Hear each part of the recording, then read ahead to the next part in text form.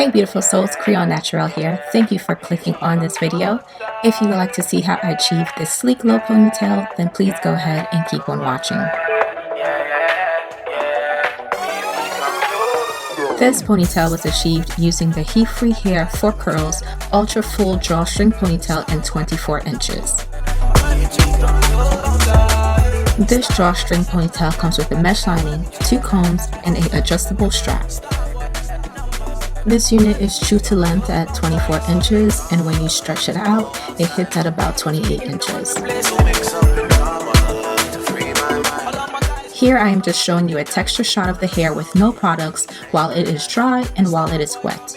This hair is 100% human, so that means that it can be washed, colored, and have heat applied to it. So after I washed the hair with the conditioner, I went ahead and detangled it, and this is how much shedding I experienced.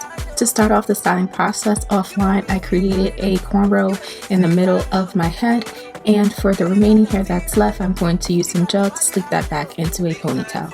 For the rest of my hair, I created 2 2-strand twists, which I'm just going to wrap around each other and secure that in place with some bobby pins. To apply the drawstring ponytail, I am going to use the bottom comb first and secure that to the base of my bun, and then use the top comb to secure that to the top of my bun.